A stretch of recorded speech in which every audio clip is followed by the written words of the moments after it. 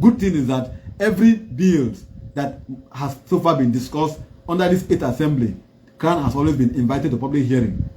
And even the other ones, even in the past assembly, they've also been inviting Crown, because we play a role by speaking for the masses.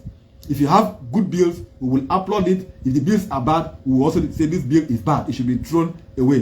Okay. Now, this very bill is the general principle of this very particular one is seeking to upgrade the status of our traditional institution. Okay. That is what you must note first. Now, what the bill is seeking to do is, going down, you will see that in section 43 of the Akwa Ibom state of the principal law of the state is to establish Akwa Ibom State Supreme Council of Traditional Rulers. What you have, for instance, now is Akwa Ibom State Traditional Rulers Council. You have Akwa Ibom State, you have Traditional Rulers Council at the local government level, that is TRC, simply put. Okay. You also have TRC at the clan level. You also have TRC at the village level. Okay. Now, this law is saying, let us distinguish the TRC at the state level by calling it supreme. So that you don't mix Akwa Ibom State, the council at the state level, and that of the local government and clan and village level. Okay. So under section 43 of the new law, it has been established as Akwa Ibom State Supreme Council of Traditional Rulers. This has made our council at the state level to be supreme. So this is a well thought out provision. Now, under section 44 of the principal law, it is now established what is now called as composition of the council of the Akwa Ibom State Supreme Council of Traditional Rulers. The council now, who are making part of, who are now composing as members of the council, will now include A, President General, B, Vice President 1, C, Vice President 2, okay, D, Chairman, E, all traditional rulers, all paramount rulers, and F, such other person who may be selected, one from each of the local government area. That is what the bill is saying. Now, these persons are paramount rulers from each of the local government areas. So this section is establishing a council that is now made up of the President General, Vice President 1, Vice President 2, and the Chairman of the Council. Okay. This was not there in the principal law. Okay. Now, in section 44, subsection 2, the members of the council, other than the President General, Vice President 1, and Vice President 2, shall be appointed by the governor. This provision, in our own view, is going to check interference of the government by who should become the supreme leader of each of the traditional ruler. That is, you can call for example, the Ibom. He emerges from his own ethnic nationality, so the government has no business to go and appoint them. You have the Akuku Anam of the Anam extraction. He should emerge from his own ethnic extraction. You have the Ataoro. He should also emerge from his own ethnic extraction. That is what this particular section is saying. So the governor will not go and begin to say this person should be the Ataoro, so it should be the no. Governor can only be involved in making the chairman of the council, whose office will be 2 years. Now we go down. Section 45 of the principal law now talk about the tenure of office of members of the council. Now, it now says the members of the council, other than the President General, Vice President 1, Vice President 2, and the paramount rulers, shall remain in office for 2 years. Simply put, for clarity, the council shall be made up of the the President General, Vice President 1, Vice President 2, and the chairman and paramount rulers, from all the local government areas in the state. Now, apart from the office of the President General, Vice President 1 and 2, and then the paramount rulers, the chairman of the council shall hold office for 2 years. that is the person that the governor sworn in during the anniversary of the state, his tenure shall be for 2 years. We'll get to that point. Okay. Now, going down, under section 47 of section 47 and 48 has now been the bill has now been amended to insert section 47 and section 48 and section 49. 47 established the office of the President General of the Council, who which shall be the Okuwimi, be representing the Ibibio ethnic, the largest ethnic group in Akwa Ibom State. Then you have section 48, subsection 1, that establish the office of the Vice President 1, who shall be the Akwa Akuku Anam, representing the second largest ethnic group in Akwa Ibom State. Then you have section 48, subsection 2, that establish the office of the Vice President 2, who shall be the Ata Oro, representing the third largest ethnic group in the state. Now, by section 48, subsection 3, the Vice President 1 and Vice President 2 shall assist the President General in policy decisions and programs of the Council. In section 49, the Chairman of the Council shall work with the President General, Vice President 1 and Vice President 2 on how to administer the Council. Okay. Then the bill on its whole has already explained, and in the law as it were now, it has now officially made it that you can now have the Okubum Ibibio, the Akukwana, the Ataro has now been officially given government recognition, and they will now be in the government protocol. Before now, you go to state functions, you will see that the royal fathers are dragging seats with people. They don't have seats. They will just be, pushed away. They are not even being introduced or even being recognized by the state MC who anchors government functions, because they are not given that preeminence. Now, this particular law is now officially placing them on the protocol list of government. That's number 2. Number 3, it has now elevated their stool and made them to become equal to the status of the Oba of Benin, the Obi of Onitsha, the Sultan of Sokoto, the Emir of Kano, and the rest. Even the Olu of Warri. You could recall when the Olu of Warri emerged. He was about 47 years old. You saw how the entire country took to his, all those big people in government took to his house to go and pay obeisance to him, going to prostrate to him. Have you had such happening in Akwa Ibom, where you have even you have those in government here in this state go to prostrate to our monarchs? They've not been doing that. Instead, you will have our monarchs go to queue at the airport to receive government officials coming in, and they are not being given the official place where they belong. I went to an event. I want to ask a question. All right.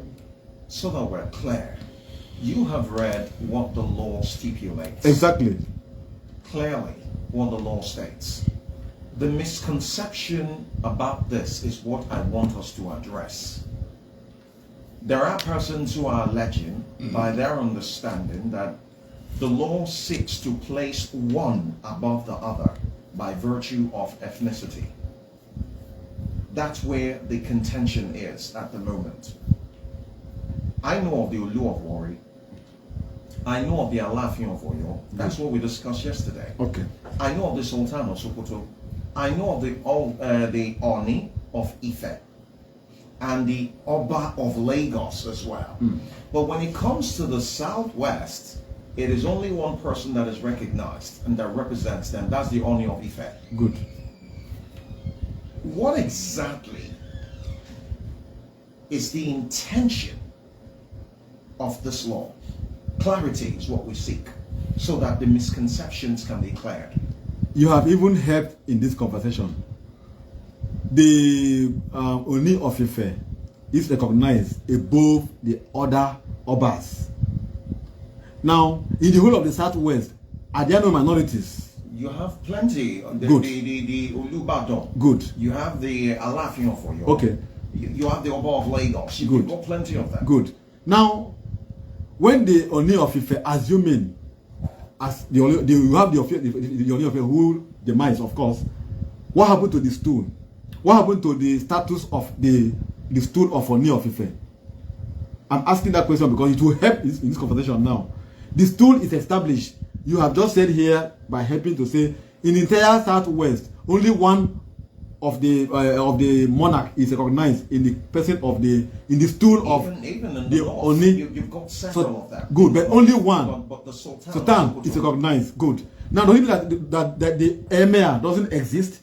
You have several emirs there. Why pick only Sultan and recognize him?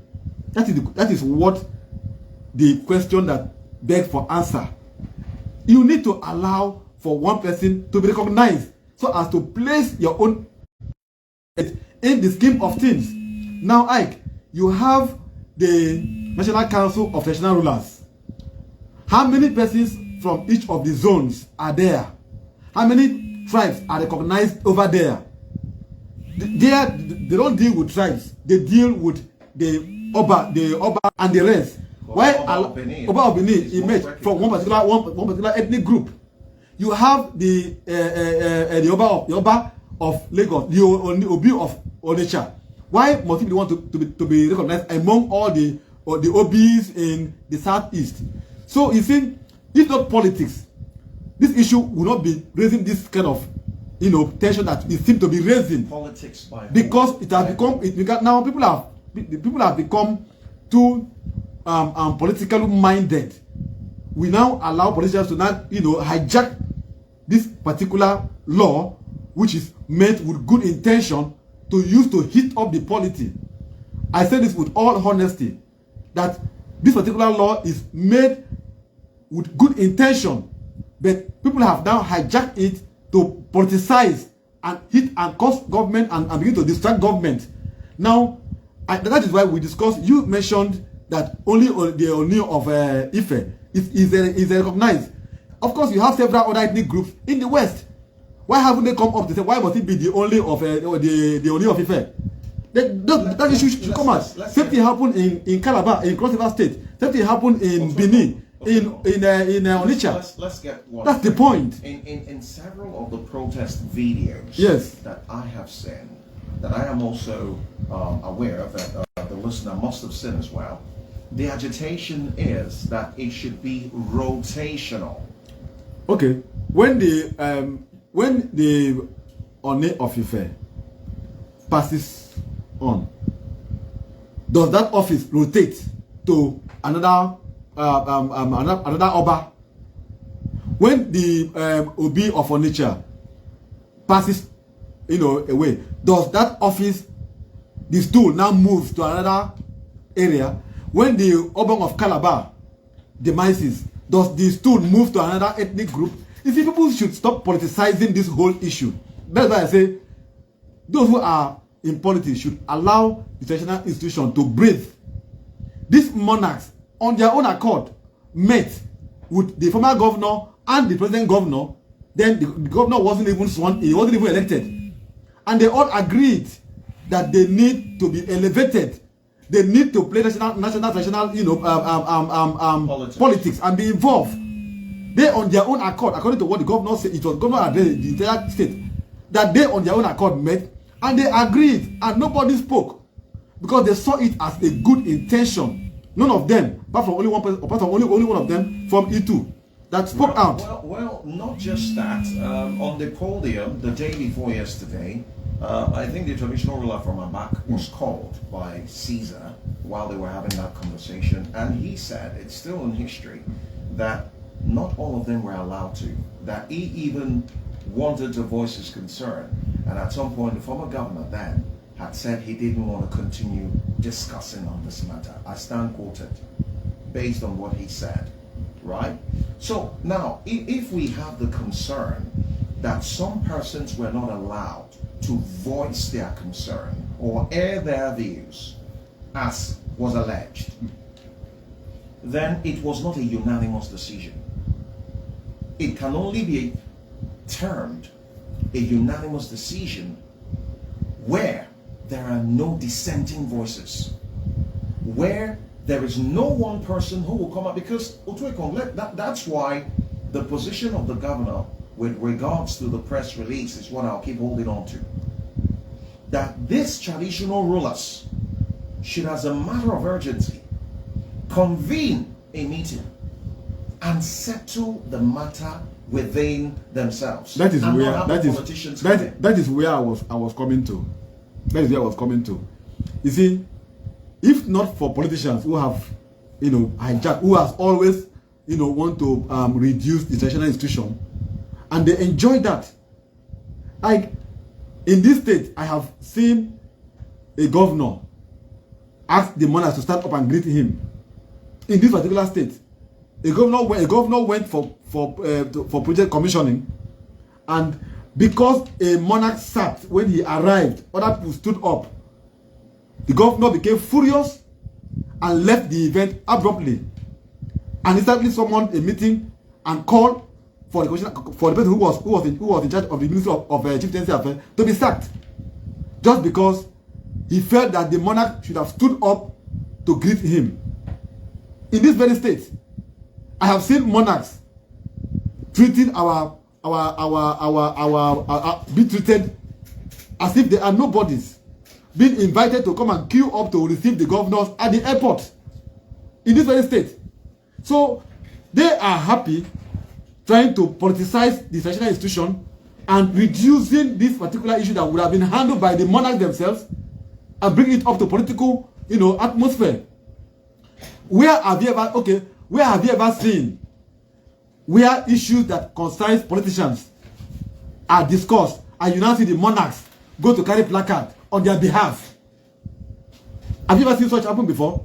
But now I have seen politicians go to carry placard to speak for the monarchs. I have seen politicians calling monarchs meetings in their homes to discuss these very issues.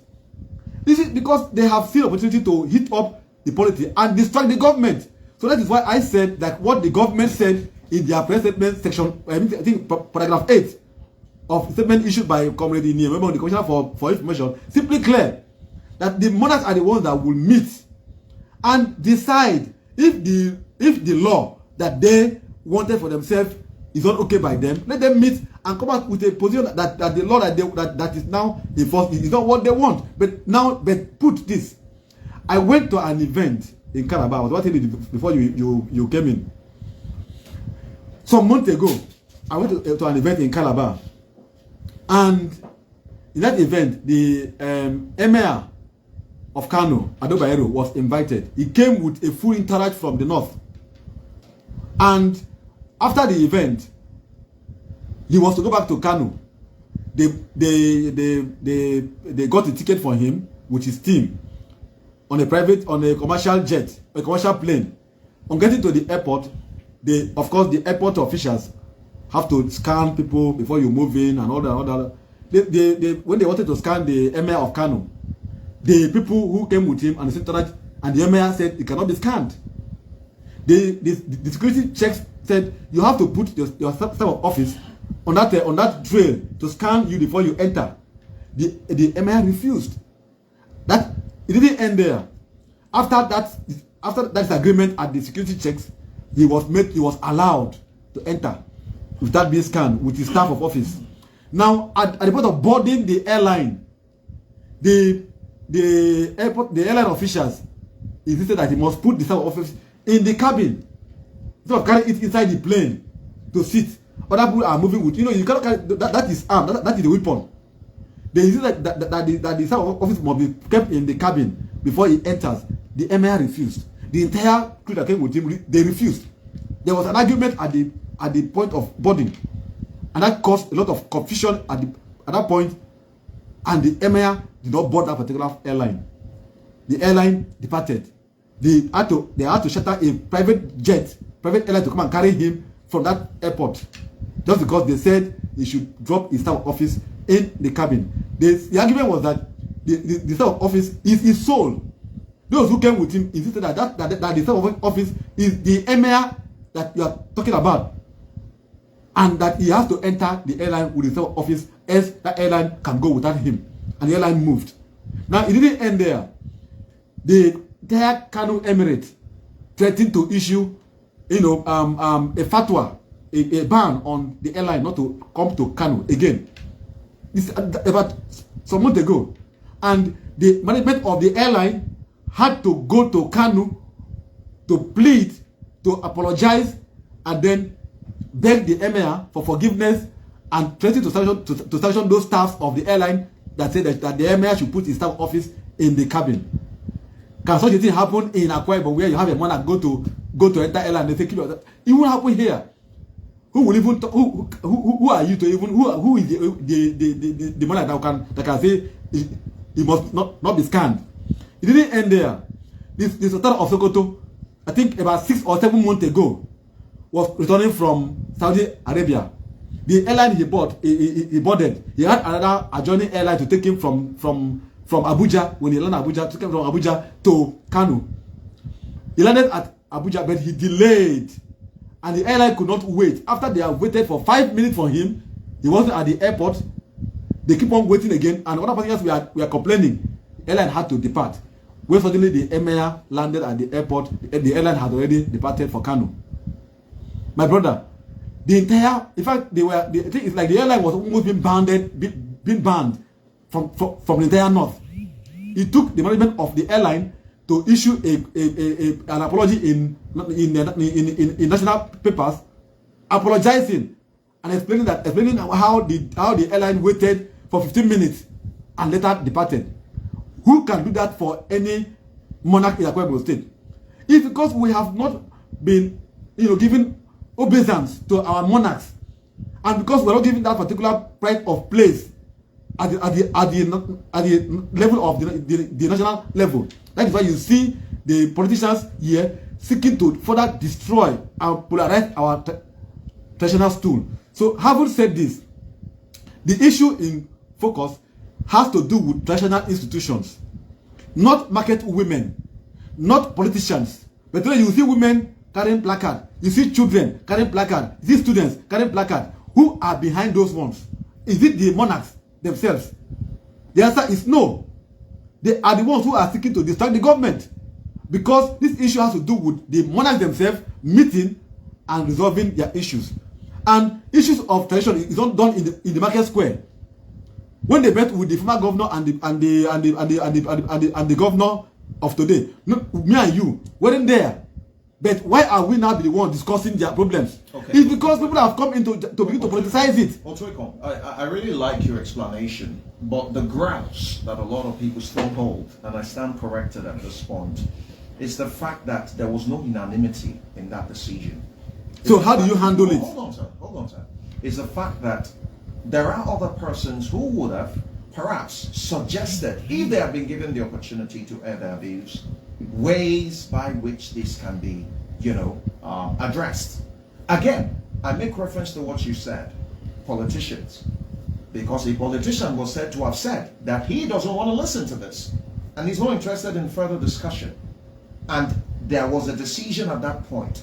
So let us agree at this point that politicians caused the problem. And politicians should hands off this problem, as a matter of fact, and allow these monarchs sit in their meeting. If it's going to take them 5 years, let it be there. And by the time, just as that statement from the government quarter says, whatever their decision is, same should be transmitted to the government. And that is what the government should work with. So politicians at this juncture caused the problem. They also should hands off the problem and allow the monarchs. Okay, I think we are now on the same page on this conversation. I would like us to also look at this way. You see, the royal fathers themselves, have they been playing the national council, going to national council meeting to get themselves involved at that level of national council of state, where you have national council of chiefs, where you have the likes of Professor Tena Isong from Bayelsa State, former Minister of Science and Tech. You have the likes of Professor Chief Oyanabo of Theobras. JTSP, former governor of Old River State. You have the likes of Sultan, the Obi, the Olafi, and the Oni of Ife, and the rest. Have they been going? You now have opportunity to project your stool to that level where you can now be also contesting to be the chairman of that council, the vice chairman, and the rest of that council. Why are we now saying we don't want that kind of opportunity?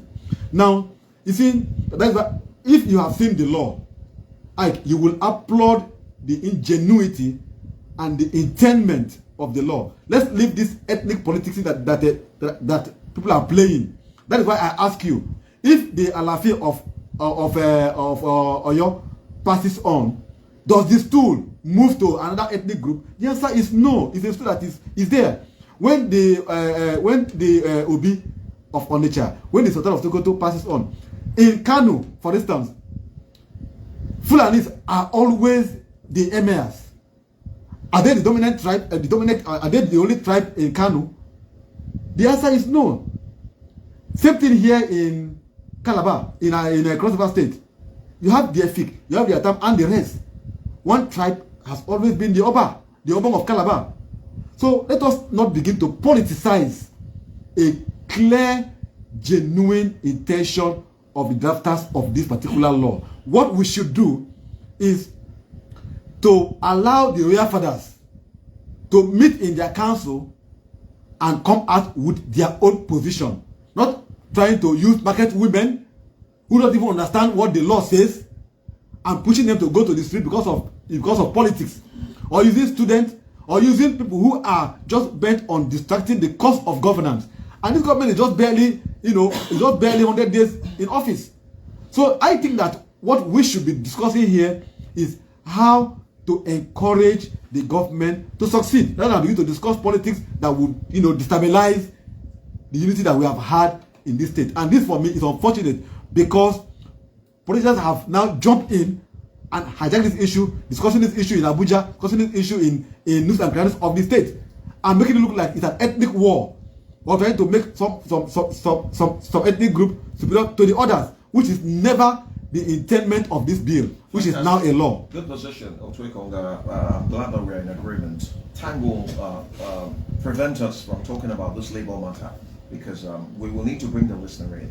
This is a very thorny issue, Otwekonga. Can I just, on the labor issue, let me just, what labor is about to do? There's no how I can come here. They are unanimous. They are with TUC. You see, I will be doing a disservice to myself as a labor activist, not to comment on the warning strike that the strike that labor union has issued to the government.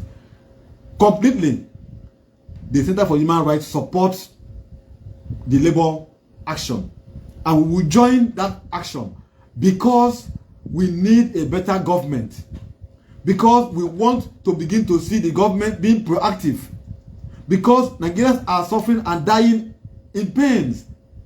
Very soon, Nigerians will get used to the suffering, and then life will just go on as though nothing has happened. So, what has the government done to handle the avalanche of demands that Labour has put on the table for the betterment of Nigerians? The answer is none. The government keep calling for meeting, apart from sharing rice, that is it. Is that the only thing that the government should do? I don't need rice, You don't need rice. What do you need? Because the rice is meant for the poorest of the poor. What we need is government to give us CNG gas stations.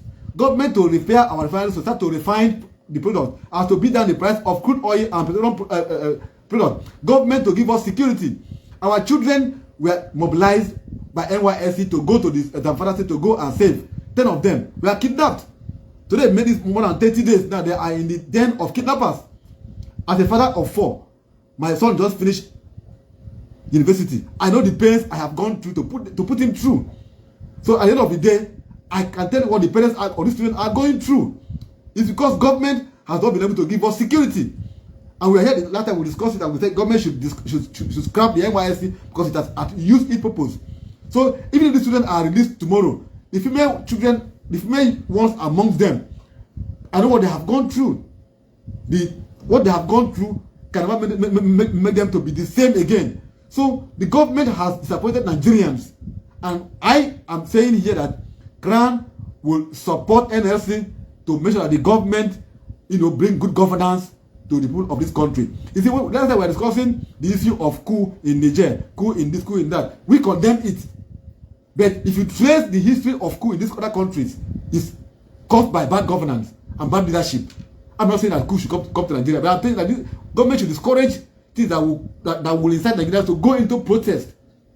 Government is barely 100 days in office, and we've had 3 or 4 strikes by NLC, and you have 4 years to be in office. Does it mean that after every 100 days we have strike? What are we saying? The president went to a UN assembly and gave a fantastic speech, which I came here to applaud him. But back home here, the reverse is the case. Not to have those who write good speeches for you to go and present, but back home, you don't know what to do. Thank you very much. I know what we will need to do now. What we need to do first off is respond to commercials. And when we come back, we'll now take the conversations and contributions from your corners. The morning flight. Stay tuned.